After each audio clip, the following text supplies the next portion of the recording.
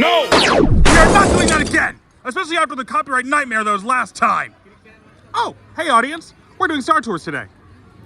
Yep, the ever-evolving roulette wheel of an attraction, Star Tours. This ride has proven oddly divisive among fans, as everyone seems to have their own unique opinions on what are its triumphs and what are its failures. And thus, want to throw my lack of hat in the ring. Yeah, I love this ride, but I don't think that's controversial. It's well loved and celebrated overall, but everyone seems to have their own unique takes on why it's good and what are its flaws. But of course, before we get into that, it's time for some ride history. This ride started its original production many years ago because of the goals and ideals of one man, a true visionary, who changed the industry forever with his unique approach to storytelling and carved his name in the history of entertainment. I'm, of course, referring to Michael Eisner. To make it clear what I mean, when Michael Eisner took on the role of CEO of Disney, one of the first things he did was take his teenage son to Disneyland at the time to gauge how the park was seen by the demographic, and was shocked to find it was far from favorable, seen as boring kiddie fare compared to Disney's competition at the time. In response, Eisner quickly set out to amend this issue, trying to appeal to older child audiences in whatever way he could. And what does Disney do when they're trying to gain the attention of an underserved demographic? Rely on IP, of course! Eisner scrambled to find something that Disney could use or license, something that appealed to the teenage audience that they could somehow incorporate in the park.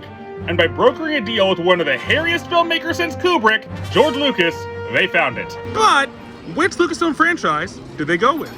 Which one had that level of mass appeal? Which one would satisfy Michael Eisner's need for the situation? Well, in the end, there's only one answer. Willow! I mean, Disney and fantasy go hand in hand, and this fantasy epic really was the perfect setup to give a huge, groundbreaking attraction. Of course not. I'm kidding. They went with Star Wars. But not just Star Wars. Disney made a full-on 4-attraction deal with Lucasfilm, so they had full reign to go even beyond that. And these attractions did not include clones at other parks. All of them had to be original in some capacity. And this was decades before the buyout, so this was a massive deal at the time. And thus, with pen put to ink, they got to work setting up their very first attraction of the 4, Star Tours! But, oh boy, they made some weird choices on how to handle this project. Yeah, this is something that, oddly enough, is very much a bit of repeating history when it comes to these 4 Lucasfilm projects. George Lucas capitalizing on Disney's utter failures. Originally, the ride system that was eventually utilized for Star Tours was being developed for a 20,000 Leagues Under the Sea ride. That got canned due to the tech being too expensive to work with at the time, and the fact that they already had a submarine ride. Unfortunately. But oh, this is not like Indy, where there's only one previous version that failed that Lucas was saving them from. This time, there was 2. Disney's second attempt to utilize the simulator technology in question was for a ride based on their 1979 Star Wars ripoff, The Black Hole, which turned out to be a black hole for funding, given how much it was a financial bomb, putting an instant stop to that insane idea. And Disney went up to Lucas and basically said, hey, maybe you can make it work. And make it work he did. But the way he did that was kind of bizarre. The thing is, Lucas created the ride as a bit of a blank canvas, an experience that, while interesting in its own right, had very little actual Star Wars material in it outside of a single trench run sequence. This was because Lucas always intended to iterate on the ride, create unique, alternate versions of the attraction to allow for more expansive exploration of the galaxy and actually show aspects of the Star Wars universe in those expansion scenes. And it only took about 23 years for that to happen. Yeah, that base blank canvas experience was the experience for many years, with Lucas's expansion concept for the attraction never really becoming actualized until a full revamp of the ride decades later. And oh boy! We'll talk later about how much Disney took that idea and ran off to galaxies beyond with it. We still need to finish talking about the original attraction. Eventually, after quite a bit of work, that base experience Lucas made, the first Disney attraction based on something not owned by Disney at the time, opened its doors on January 9th, 1987, and was an instant hit with guests, bringing in crowds the likes of which Disney hadn't seen in years. Your stuff not working? Bring in other people's stuff. What? It worked for Universal. And for 23 years, the attraction remained open, thrilling many guests who stepped aboard. However, behind the scenes, Lucas was thinking about changing up the ride way beforehand, going to the Imagineers personally to discuss an update for the attraction around the release of The Phantom Menace, where the Star Speeder made a trip to Tatooine to participate in a pod race. Something that did make the final attraction, so well done, George. However, the Imagineers saw an obvious problem with this idea of releasing a new update for the attraction around the same time as that film. Lucas, buddy, you got 2 more movies coming out. What are you doing? Yeah, at the time, they were concerned about updating it to fit Phantom Menace alone, since they believed fans would demand further updates with the releases of the following 2 films in quick succession afterwards. And while I may be a big fan of the prequels, I mean, they're the Star Wars movies I grew up with. If fanboy perception is to be believed, then Imagineering made the wrong choice on that one. In response, they decided to hold off updating the attraction until after the releases of Attack of the Clones and Revenge of the Sith, resulting in the attraction finally getting the update Lucas wanted to see come to fruition, opening its doors on June 3rd, 2011. And oh boy, when Disney got their hands on the franchise, they kind of pulled a major dick move on Lucas in hindsight. The thing is, they made a ton of updates to the ride over the years, including multiple new scenarios for the attraction, basically making new updates and adding new content to the ride for every mainline film released in the sequel trilogy, despite not letting Lucas do that like he wanted to for the prequel trilogy. And we really should be getting into the ride at this point because there's a lot to go over. You see, the actual ride itself works on a roulette system, with multiple different segments the ride can switch to for each experience, split into 4 segments.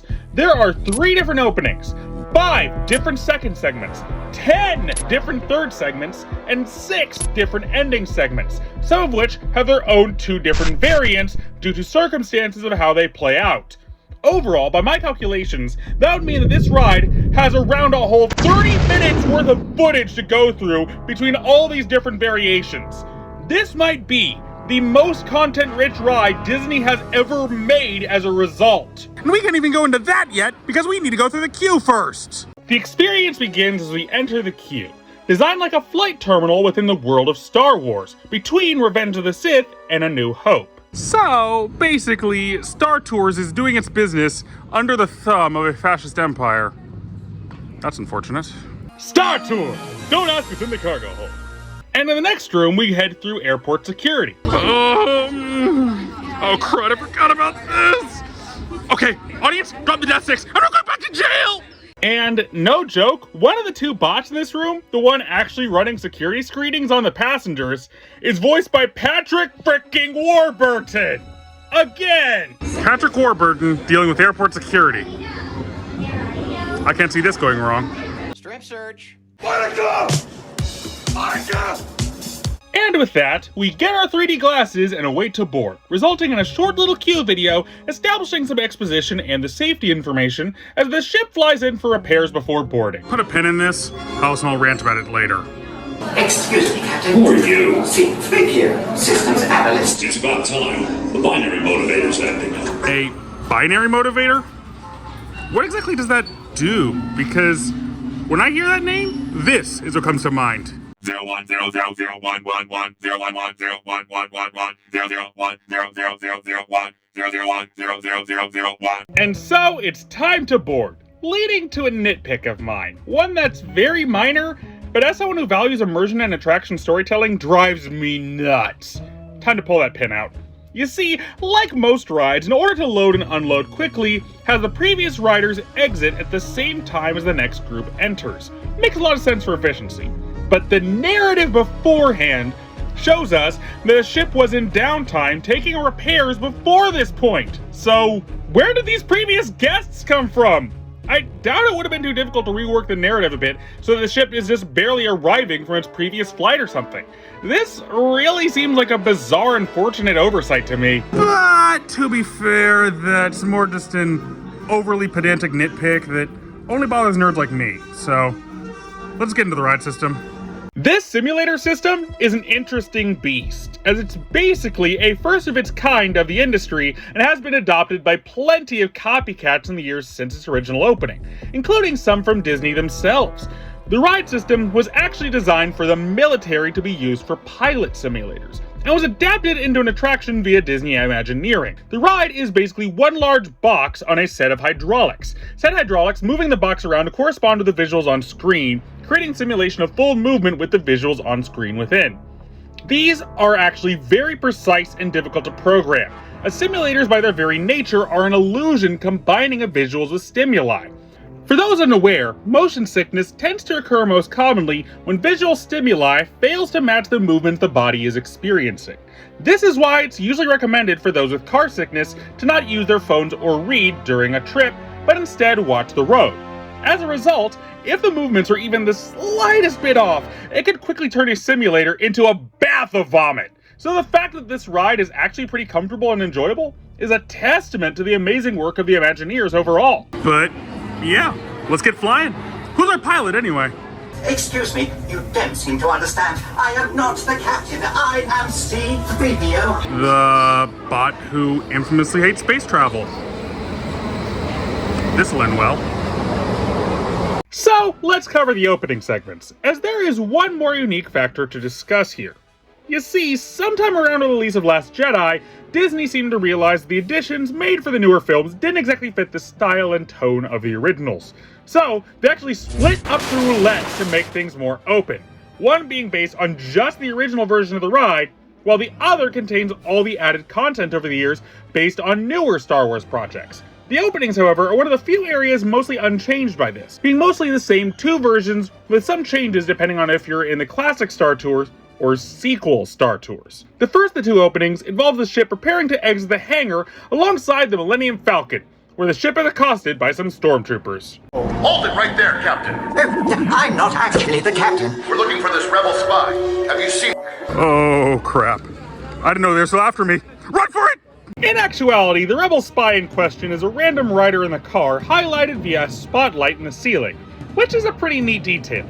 In response though, the ship flies off out of the station in a panic and flies into hyperspace to parts unknown. And that was a pretty good opening. I mean, nice feels, following the Falcon, that was pretty fun. I really can't see the other opening can top. Mother. No joke! Darth Vader is the one seeking out the rebel spy in this variation. And when you try to escape, he uses the Force to hold your ship in place. This opening is insane for how cool it is. Heck, for the sequel variation, they replaced Vader with Kylo, and it's still just as cool. Fitting that Kylo would copy Vader, though. Sounds just like him. And with our jump into hyperspace, we move to the second part of the roulette wheel. And this one has a lot more options, 5 in total, so let's get to it. The first of which is the one Lucas wanted to base his first idea for a revision on, a jump down to Tatooine. Oh yeah, because there's so much amazing scenery to see there. Like sand and rocks and more sand and more rocks and more sand and more rocks and more sand and more rocks. A pod race! I always wanted to do this. Why don't you then get out of the Star Speeder and into a proper pod? I mean, the pods are basically sci-fi chariots, so they do not let planes into chariot races! We've snagged a pod racer, which gives us twice the power. Well, I'm not so sure about doubling your power. I mean, the pod engine is probably nowhere near as strong as your commercial space liner, so... Let me get to the calculations. Nobody said there'd be math! Shut up! We won! Now cut the pod and let's get out of here. And all it took was one case of vehicular manslaughter to do it, because I really doubt that pod racer survived. Anyway, on to scenario 2, where I fly off to Kashyyyk, ending up in a speeder bike chase where... Yeah, let's see how that would really go, given how fast speeder bikes are supposed to move. Physics! It hates you. And we continue the segment flying through the woods and eventually through a Wookiee village before making our exit back to the stars. Honestly, not much to say. Pretty simple. Variation 3 time. This one takes us to Hoth, where the AT-ATs roam. And no, I'm not going to bring up that famous quote where Lucas said that the continuity doesn't really matter and who cares, because that's what we're played a bit. Let's just chill out.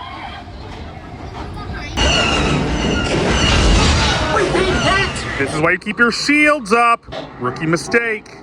We're sent sliding down the mountains, only to repair our engine just in time, allowing us to fly off into the cosmos once more. But all of that was from the original project. There's been a ton of stuff added in as new movies come out. So, what have the new trilogy brought to the table? The first one takes us to Jakku. Star Tours, what are you doing here? No idea! Well, stay low. Fly! Fuses are tracking. Put your shields up. See? Bid knows what to do. Listen to him, 3PO. So the Falcon shoots down a TIE fighter right next to us, the resulting momentum sending us flying into the wreckage of a crashed Star Destroyer, where...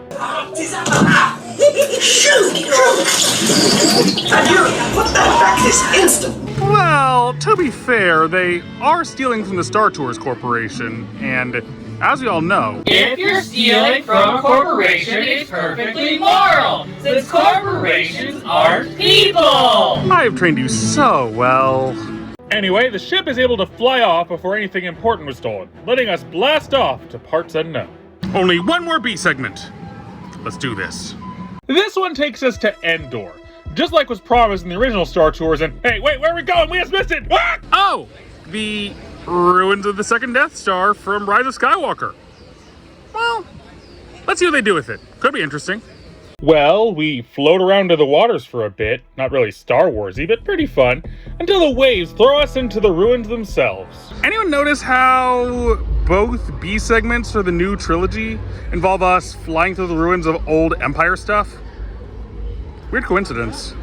Anyway, within the ruins we encounter this weird tentacle eye thing before making our exit back into space. All right, done with the B segments. Now onto the C segments, the most numerous of them.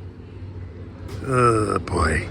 Luckily, we can actually shoot through these pretty quick, as in essence, they're all hologram calls from various beloved Star Wars characters, saying they need our help to get the Rebel spy where they belong, done in pretty impressive style, recreating the holo calls from the films.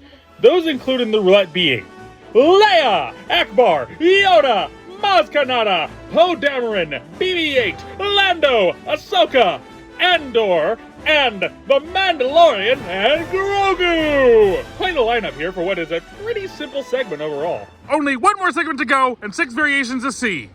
Let's do this. Up first, Naboo. The home planet of the asshole emperor who effed up the galaxy? This sure end well. We fly in only to immediately get into the middle of a dogfight between a set of Naboo starfighters and some Predator droids, only to be sent crashing down into the water below where a random Gungan waves at us as we float on in. Glad to see that this once warlike, isolationist race of amphibians have truly become so welcoming in this age of peace among the people of Naboo. Times really change, huh? We make our way through the water, getting attacked by a large eel and making our way back to the surface for an unfortunate parking job. Hope we have insurance. Up next, Coruscant. We start off in an odd recreation of the battle over Coruscant from episode 3. And I know that Lucas said that continuity doesn't matter in the Hoth segment, but honestly, if it did, this wouldn't be even worse. Remember, Darth Vader was specifically sent to Mustafar in episode 3 to end the Separatists and their threat to the new Empire. So their efforts are a thing of the past. That would also mean the end of the battle droids and their forces, outside of a few select models kept around by collectors and the like, as shown in The Mandalorian. So, how and why is this battle happening with Separatist-style battle droids in a world where the Empire has already risen to power? Luckily, this ride isn't canon, as confirmed by Lucas himself, but still, odd. Anyway, the buzz droids attach onto the ship and disable our controls, only send us falling down into the city below, where we just barely regain control before ending up in a fiery wreck below. Looks like the buzz droids buzzed off.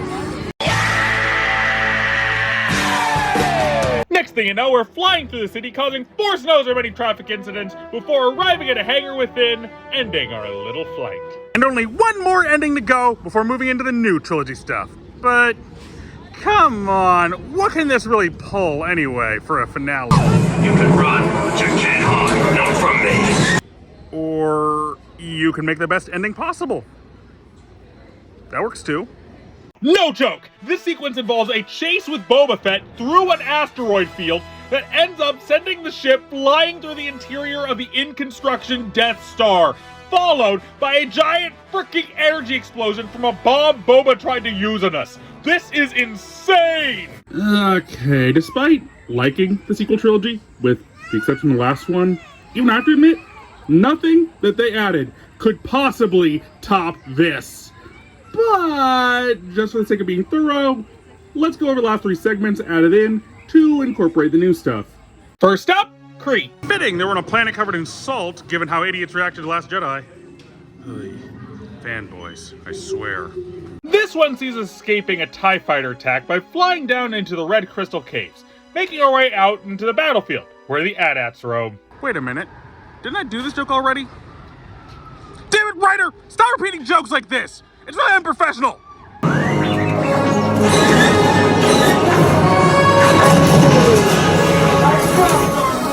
Alright, we'll take it from here. Well, my work is done here. What do you mean your work is done? You didn't do anything. Didn't I? Seriously? We destroy one enemy vehicle, and then we've done our part? You really need to expect more of us. Afterwards, we fly off one last time to end up in 2 different variant endings that are shared with the other 2 sequel trilogy final segments, so I'll talk about them afterwards. As for one of the other new options, it takes us to Exegol, where we, in our Star Speeder, join in the final battle against the Final Order. And, funny enough, this scene is kind of canon, since they went out of their way to add a Star Speeder, making these exact same movements in this scene in the film. Crazy, huh?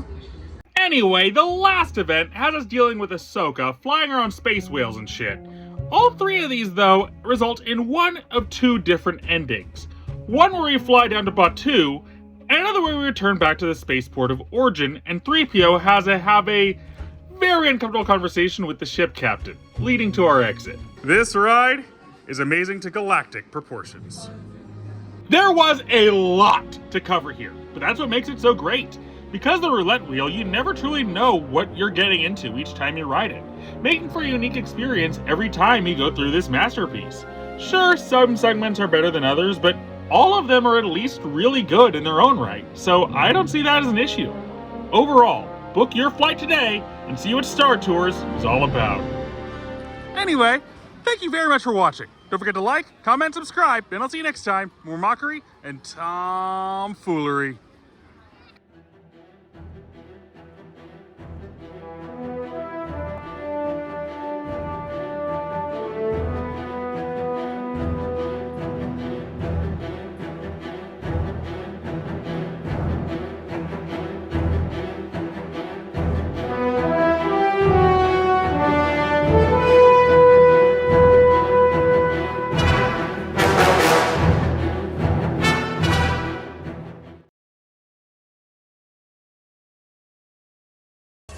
I'll be honest. I really should have expected you all to somehow survive that.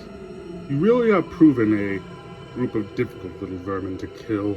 So, losing Puppeteer is the reason you turned into a one-eyed dick? A Kurt Russell wannabe? What the hell happened, man? No. It taught me the responsibility that I need to uphold with this power I wield. You don't realize just how precarious this is, do you? What do you mean? I now realize the monster that I could be with an outside perspective. I realize that I need to watch myself to avoid going down such a dark path. As such, I know now that because I'll be actively taking steps to avoid it, I will never become you. Oh my god!